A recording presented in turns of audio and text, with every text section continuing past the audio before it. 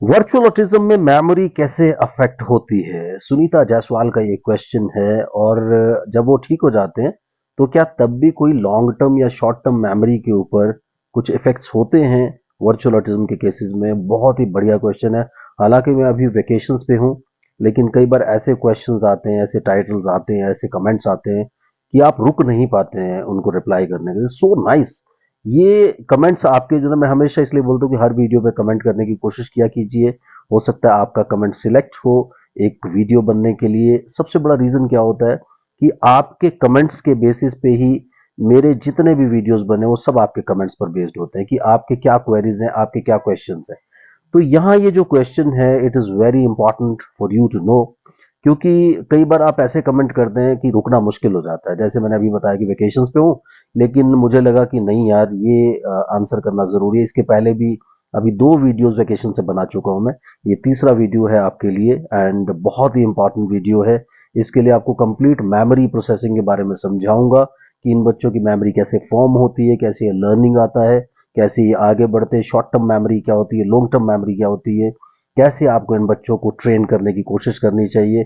बहुत ही important video होने वाला है। पूरा वीडियो लास्ट तक जरूर देखिए और कमेंट जरूर कीजिए। आप ये समझिए कि अगर आपको वीडियो जरा भी अच्छा लगता है ना, तो ये आप लोगों की गुरु दक्षिणा होती है कि आप एक कमेंट जरूर करें। सो ये कहते हैं ना कि आप फ्री में, देखो कई बार क्या होता है कि फ्री की नॉलेज है ये।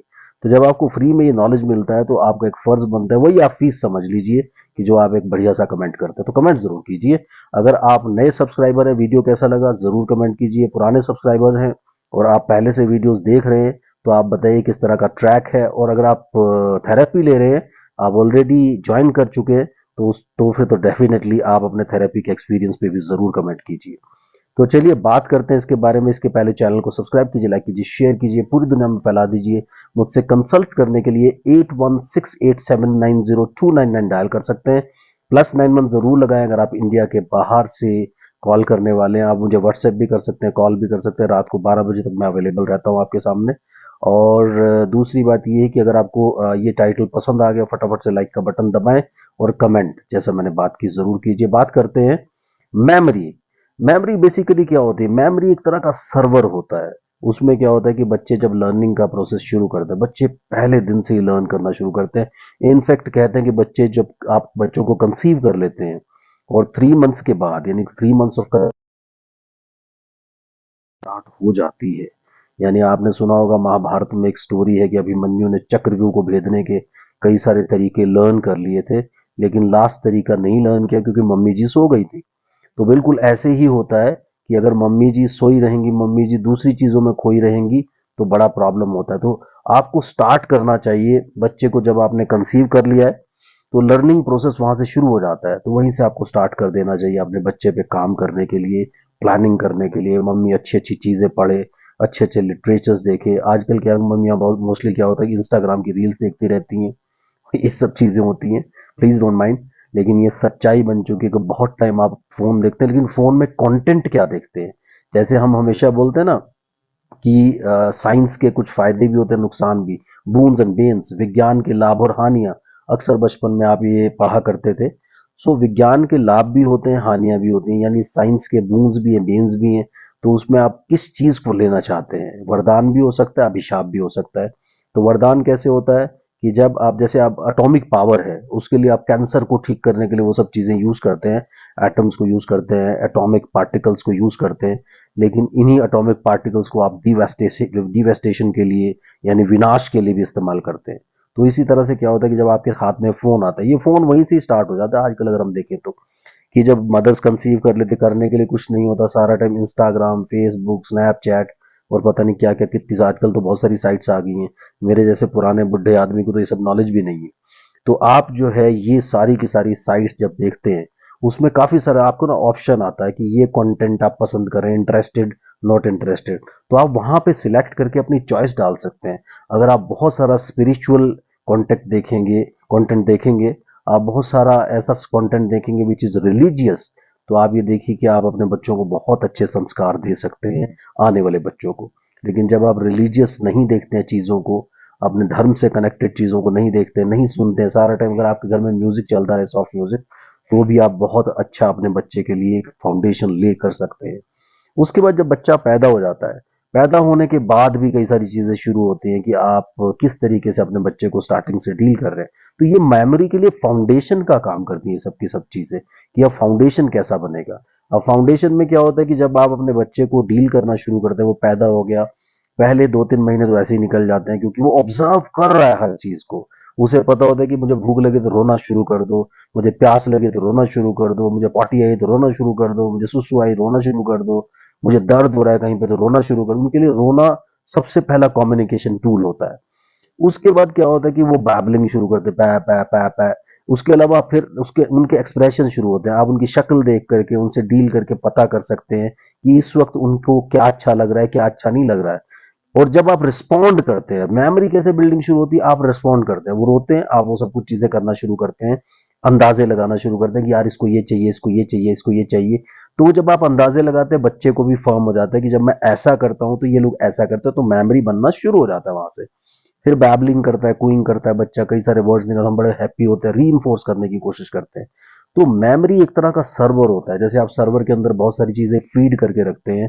एंड देन जैसे मैं बात करता हूँ हमेशा स्कैनर की, आप क्यूआर कोड स्कैन करते हैं, स्कैन करते ही आप, फॉर एग्जांपल आपको किसी को पेमेंट करना है, कोई वेबसाइट खोलना है, कुछ खोलना है, तो जब आप उस क्यूआर कोड को पर्टिकुलरली स्कैन करने की कोशिश करते हैं, स्कैन करते हैं, तो इमीडिएटली वो पर्टिकुलर चीज खुल जाती है जो उस सर्वर में फीड है। बिल्कुल इसी तरह से क्या होता है कि मेमोरी में वो सब चीजें धीरे धीरे स्टोर होती हैं, जो बच्चा देख रहा है, ऑब्जर्व कर रहा है, अपनी सारी सेंसेस को यूज करके। लेकिन आज की डेट में क्या हो रहा है कि 6 7 8 महीने की एज में आप अगर बिजी होते हैं, कुछ होते हैं, जैसे दोनों पेरेंट्स वर्किंग है फॉर एग्जांपल, तो उसमें क्या होता है कि दोनों के दोनों पेरेंट्स अपनी जॉब पे जाना शुरू करते हैं, किसी मेड को या हाउस हेल्प को रखते हैं, या फिर ग्रैंडफादर या ग्रैंड मदर होते हैं, वो भी बहुत सारा टाइम क्या होता है अपने रिलीजियस प्रोग्राम्स देखते रहते हैं टीवी चला करके, तो वो चलते रहते हैं, या फिर कुछ और चलता है जिसमें बच्चे रोते हैं, तो फटाफट से वो टीवी में बच्चों का इंटरेस्ट का कुछ चला देते हैं, बच्चे चुप हो जाते हैं, वो बड़े खुश हो जाते हैं कि यार बच्चा तो चुप हो गया, टीवी में चलाया, मोबाइल फोन में चलाया। तो धीरे धीरे क्या होता है कि जब मेमोरी फॉर्मेशन शुरू होता है, उस वक्त आप उसको ब्लॉक कर देते हैं इमीडिएटली, सेंसरी डिसकनेक्शन तो आप खुद देते हैं उसमें। जैसे दोनों पेरेंट्स काम करने के लिए गए, मेड्स भी इस काम को बड़ा इजी समझते हैं कि चलो यार कोई बात नहीं, सारा दिन मुझे रहना है यहाँ पे बच्चे के साथ, जब तक इसकी मदर नहीं आती। चलो, कौन रिस्पॉन्सिबल हो सकता है? मदर के अलावा कोई भी बच्चे को लेकर के रिस्पॉन्सिबल नहीं हो सकता। फिर वो क्या करेंगे, वो सारी की सारी चीजें जो है ना, वो भी टाइम पास करने की कोशिश करेंगे। उससे क्या हुआ कि मेमोरी डिस्कनेक्शन शुरू हो गया। अब मेमोरी डिस्कनेक्शन शुरू होने, सर्वर से तो आपने डिस्कनेक्ट कर दिया। अब आप कहते हैं ना कि जब इंटरनेट नहीं मिल रहा है, आप स्कैनिंग जितना मर्जी करते हैं, आप स्कैन करेंगे साइट खुलेगी नहीं, स्कैन करेंगे साइट नहीं खुलेगी। इन द सेम मैनर, अगर वो फाउंडेशन बन के रेगुलर फीडबैक, रेगुलर एक्सटर्नल और इंटरनल एनवायरनमेंट से बच्चे को कनेक्शन नहीं मिल रहा, उसका लर्निंग प्रोसेस रुक जाएगा। जैसे उसने कुछ चीजें लर्न कर ली, और यूजुअली रिग्रेशन आता है 1 से 1.5 से 2 साल के बीच में। उसमें क्या होता है कि बच्चा सब कुछ लर्न कर रहा था, लर्न करते करते वो रिग्रेस करना शुरू कर देता है, क्योंकि धीरे धीरे क्या होता है कि जो मेमोरीज बननी चाहिए थी पांचों सेंसेस यूज होने के बाद, वो मेमोरीज क्या होता है कि वो बनती है 2 सेंसेस से, यानी विजन से और हियरिंग से। बच्चा यूं करके बैठा हुआ है, स्क्रीन की तरफ देख रहा है, सुन रहा है और सिर्फ देख रहा है, सुन रहा है और सिर्फ देख रहा है, और उस आवाज के साथ वो जुड़ रहा है, उस विजुअल के साथ वो जुड़ रहा है। अब उसमें क्या हुआ कि उस आवाज और विजुअल के साथ जुड़ने की वजह से क्या हो रहा है, उसको उसको सिर्फ उसी से अटैचमेंट हो रहा है। यानी उसका जो लर्निंग गुरु हुआ वो स्क्रीन हो गई, आप लोग नहीं है। तो जब आप लोग गुरु थे तो वो आपसे लर्न करता था, अब आप तो गुरु नहीं है, आप तो स्क्रीन गुरु हो गए। जब स्क्रीन मेंटोर हो गए, स्क्रीन सिखाने की कोशिश करती है, तो अब क्या होता है कि एक स्टेज ऐसी आ जाती है कि आप तो चिल्लाते रहते हैं, बुलाते रहते हैं, आपकी आवाज से उसने कनेक्ट नहीं किया, इलेक्ट्रॉनिक वॉइस से कनेक्ट किया। तो उसमें क्या होता है कि वो जैसे स्क्रीन की आवाज आती है, अगर उसने मोबाइल फोन पे देखा है, टीवी पे देखा है, आईपैड पे देखा है, कंप्यूटर पे देखा है, तो वो उन आवाजों से फटाफट से अट्रैक्ट होता है। यानी वो कोई आवाजें होंगी, वो म्यूजिक चलेगा, बच्चा फटाफट से इन्फ्लुएंस होकर के उधर देखेगा, उधर अट्रैक्ट होने की कोशिश करेगा। लेकिन अगर बच्चे को आप आवाजें लगाएं, क्योंकि आपसे तो लर्निंग हुआ ही नहीं ना उसका, ज्यादातर वो हुआ। अब वो जब स्क्रीन पहले दिन फॉर एग्जाम्पल बच्चे ने 1 घंटा स्क्रीन देखा, तो उसमें 10 मिनट तक करीब वो सारी की सारी इमेजिनेशंस उसके माइंड में घूमती रहती हैं। अगले दिन उसने 2 घंटा स्क्रीन देखा, 20 मिनट हो गया, 3 घंटा देखा, 30 मिनट हो गया, 4 घंटा देखा, 40 मिनट हो गया। धीरे धीरे वो पूरे दिन पे आ जाता है सारा इमेजिनेशन का पार्ट। और फिर धीरे धीरे क्या होता है, रियलिटी गायब होती रहती है और वर्चुअलिटी हावी होती चली जाती है, यानी वर्चुअल वर्ल्ड में बच्चा चला जाता है, आभासी वर्ल्ड में बच्चा चला जाता है, यानी उसको सारी इमेजिनेशंस वो दिखती हैं हर वक्त। आपने देखा वो बच्चा इधर से उधर भाग रहा है, उधर से उधर, वो अपने कैरेक्टर्स के पीछे भाग रहा है, वो कान के ऊपर हाथ रख रहा है क्योंकि उसे वो साउंड सुनने का शौक हो रहा है, अपने आप को हिप्नोटाइज करने की कोशिश कर रहा है। एक तरह से इन आवाजों ने बच्चे को हिप्नोटाइज कर दिया। बच्चे के माइंड को डिस्टर्ब करने के 3 तरीके होते हैं। एक होता है उसे कोई फिजिकल ट्रॉमा हो गया, यानी उसे चोट लग गई सर के ऊपर, तो वो ब्रेन इंजरी होती है।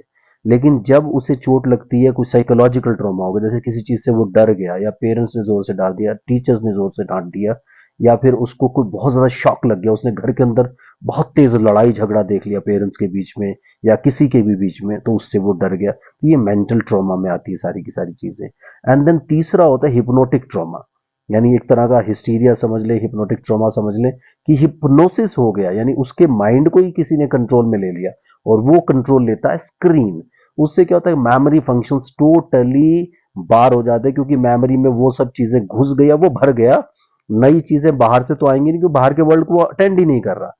लर्निंग का प्रोसेस कैसे होता है कि बच्चा जब सीखना शुरू करता है, जैसे किसी चीज को ऑब्जर्व किया उसने कि पानी पियोगे, पानी पियोगे, इसको पानी, अच्छा पानी पियोगे तो पानी, अच्छा ये पानी होता है, तो पानी पियोगे, अगली बारी पानी पियोगे, उसको यहां पर फीड हो गया। मम्मा ने पूछा, एक बार पूछा, 2 बार पूछा, 3 बार पूछा, पानी पियोगे, अब उसने पियोगे, यहाँ पानी तो लर्न कर लिया, फिर पियोगे लर्न किया, जूस पियोगे, चाय पियोगे, दूध पियोगे, पीने का मतलब उसे ये सब चीजें समझ में, हाँ मैं ये पीऊंगा। खाओगे, खाने की चीजें समझ में आनी शुरू हो गई, यानी उसको नाउन, एडजेक्टिव, ये सारी की सारी चीजें समझ में आनी शुरू हो जाती हैं और वो उसकी मेमोरी में स्टोर होती चली जाती है, स्टोर होती है। नेक्स्ट टाइम जब इस तरह का कोई भी वर्ड आता है, बच्चा एसोसिएट करने की कोशिश करता है। फॉर एग्जाम्पल, उसको एप्पल दिखाया आपने, अब एप्पल रेड कलर का था, पहले आपने दिखा दिया, अब एप्पल तो येलो कलर का भी होता है, ग्रीन कलर का भी होता है। तो जब उसने, बच्चे ने 9-10 महीने की उम्र में या 11 महीने की उम्र में एप्पल लर्न कर लिया, लेकिन जब उसने येलो कलर का एप्पल देखा और ग्रीन कलर का एप्पल देखा, तो वो एसोसिएट नहीं कर पा रहा। उसे नहीं होगा कि उसे बताना पड़ेगा कि ये एप्पल होता है। उससे क्या होगा कि उसको एक फॉर्मूला मिल जाएगा, अच्छा इस तरह की शेप होती है, इस तरह का साइज होता है, इस तरह की चीज होती है, तो ये एप्पल होता है। तो फिर वो सारे चीज, अच्छा ये भी एप्पल, ये भी एप्पल, ये भी एप्पल, चाहे कलर उसका अलग हो गया। इसी तरह से बिल्कुल ये वैसे ही होता है जैसे आपने मैथमेटिकल कैलकुलेशन किसी बच्चे को दी होती है। आप किसी भी बड़े क्वेश्चनर के अंदर से उसको करवाना शुरू करते हैं, तो एक फार्मूला होता है, फार्मूला के बेस पे 10 क्वेश्चंस नीचे होते हैं, बच्चा एक क्वेश्चन आप सॉल्व करके बताते हैं, फार्मूला लगा के वो 10 के 10 सॉल्व कर लेता है। ऐसे उसको एसोसिएट करना पड़ेगा, उसे अप्लाई करना पड़ेगा इस फार्मूले को। लर्निंग का ये फार्मूला होता है कि बच्चे ने जब देखा कि ये एप्पल है, पेरेंट्स ने बताया था, तो ग्रीन कलर का भी एप्पल है, येलो कलर का भी एप्पल है और रेड कलर का भी एप्पल है, तो ऐसे वो एसोसिएट करता है। धीरे धीरे उसकी मेमोरी बढ़ती चली जाती है, चीजों को देखता है, सुनता है, समझता है और उसको सारा अपना मेमोरी में स्टोर करके सर्वर बनाना शुरू करता है। तो उसको पता चल जाता है कि दूध पियोगे, पानी पियोगे, खाना खाओगे, ये करोगे, वो करोगे, लर्निंग शुरू हो जाता है। एंड देन सबसे पहले लर्निंग होता है, रिसेप्टिव लैंग्वेज बनती चली जाती है। आपने देखा होगा 1 साल 1.25 साल की उम्र में बच्चा ज्यादा नहीं बोलता, लेकिन समझना शुरू कर देता है। उसके बाद ग्रेजुअली एक वर्ड बोलना शुरू करता है, 2 वर्ड कंबाइन करता है। आजकल के बच्चे इतना स्ट्रॉन्ग आईक्यू है कि 2-2.5 साल की एज में वो कंप्लीट लर्निंग कर लेते हैं अपनी, यानी उनको अभी देखिए कि complete social, emotional, communication and cognitive development complete हो जाता है उनका, यानी वो सोशलाइज भी करना शुरू कर देते हैं, कम्युनिकेशन 100% आ जाता है, इमोशनल सिस्टम डेवलप हो जाता है, साथ साथ कॉग्निटिव पार्ट भी डेवलप हो जाता है। तो ये सारी की सारी चीजें आती है। अब वर्चुअल ऑटिज्म में मेमोरी कैसे अफेक्ट होता है, ये मैंने पहले आपको बताया कि मेमोरी ऐसे अफेक्ट होता है क्योंकि उसने लर्न कर लिया था सब कुछ, लेकिन अब जैसे मान लो एक नॉर्मल इंसान है, उसको कोई, आपने देखा होगा ना कि इसने तो हिप्नोटाइज कर लिया इस बंदे को, तो वो सिर्फ उसी की बात सुनना शुरू कर देता है, यानी उसने उसका मेमोरी सिस्टम कंट्रोल में ले लिया, अब वो इसी को रिस्पॉन्ड करेगा। इसी तरह से स्क्रीन क्या करती है, आपके बच्चे के मेमोरी सिस्टम को कंट्रोल में लेकर के उसके ऊपर वो सारी इमेजिनेशन डाल देती है। उससे क्या होता है कि आपका बच्चा बिल्कुल भी दूसरी चीजों को, रियल वर्ल्ड को अटेंड नहीं कर पाता। अब इसकी वजह से प्रॉब्लम क्या आया कि मेमोरी सिस्टम ब्लॉक हो गया, फर्दर लर्निंग रुक गया, या रादर जो उसने लर्निंग की थी वो भी वो भूल गया। इसी जैसे आपने देखा हो ना, किसी पिक्चर में कोई हीरो है, उसका एक्सीडेंट हो गया, डॉक्टर कहता है इनकी तो यादाश्त चली गई है। इन द सेम मैनर ये कोई फिजिकल ट्रॉमा नहीं हुआ, चोट नहीं लगी उसको, लेकिन उसको क्या किया, स्क्रीन ने हिप्नोटाइज करके एक तरह से उसका पूरा मेमोरी सिस्टम को ब्लॉक कर दिया, और वो सारी की सारी चीजें अब अपने कंट्रोल में ले ली, स्क्रीन ने अपने कंट्रोल में ले ली। वो सारी इमेजिनेशन ही घूमती रहती है उसको। वो तो मेमोरी उसकी फर्म रहती है, क्योंकि जैसे स्क्रीन बजेगा तुरंत उसकी तरफ, बिल्कुल वैसे ही जिसने हिप्नोटाइज किया होता है, बस इंसान उसी की आवाज को सुनता है। इन द सेम मैनर बच्चा भी स्क्रीन की ही आवाज को सुनता है, उसी की आवाज को समझता है, उसी की आवाज को रिस्पॉन्ड करता है, भाग के जाता है। आप बुलाते हो तो नहीं आता। तो ऐसे वर्चुअल सिस्टम में मेमोरी अफेक्ट होती है।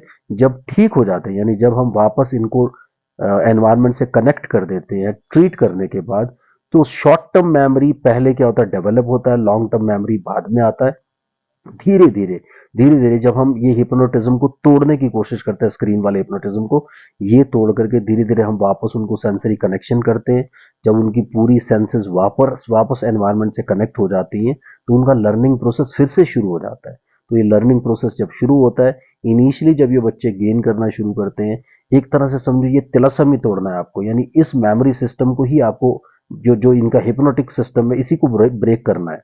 बाकी सब चीजें 100% नॉर्मल पे आ जाती हैं अगर टाइमली चीजें, क्योंकि जितना ये ओल्ड हो जाता है, जितना पुराना हो जाता है, उतना टाइम ज्यादा लगता है आपको। ऐसा नहीं कि ठीक नहीं हो सकता, ऐसा नहीं कि बदल नहीं सकता, बदलेगा जरूर, लेकिन आप ये सोचो ना, आपका टाइम, एनर्जी, आपका मनी यानी फाइनेंसेस, और आपका सारा का सारा अटेंशन इसी के ऊपर लग जाएगा। उससे बहुत प्रॉब्लम्स आपको होती हैं, कई बार आप नहीं कोप अप कर पाते, इसलिए कई बच्चे ट्रीट भी नहीं करवा पाते आप, उसकी वजह से आपके लिए प्रॉब्लम्स और ज्यादा बढ़ जाती है।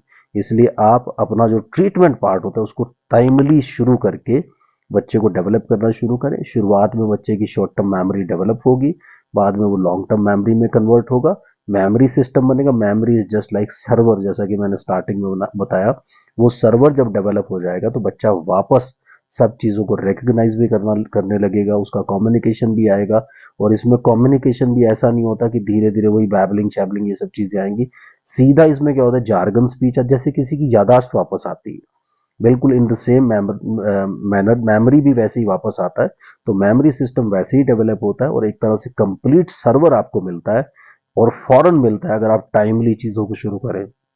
कई पेरेंट्स 2 साल, 2.25 साल, 2.5 साल की उम्र में दिखाते जरूर हैं, लेकिन मैं कई बार देखता हूँ उन पेरेंट्स को मैं 4.5 5 साल की उम्र में मिलता हूँ, 2 साल 3 साल, तब तक वो पूरा सेंटर्स वेंटर्स यहाँ वहाँ सब जगह घूम चुके होते हैं। उसकी वजह से वो अपने बच्चे के लिए बड़ी प्रॉब्लम जनरेट करते हैं, क्योंकि जितना ये प्रोलोंग हो जाता है, जैसे हिप्नोसिस जितनी प्रोलोंग हो जाएगी, उतना ज्यादा आपके लिए प्रॉब्लमेटिक होगी। तो ये इसे प्रोलोंग ना होने दे, इसे कंप्लीट ठीक करने की कोशिश करें, और जल्दी से, जितना जल्दी आपने पहचाना है। तो ये इसकी स्ट्रैटेजी है। आई होप सुनीता को अपना आंसर मिल गया होगा। आप भी कमेंट करते रहे। Thank you very much.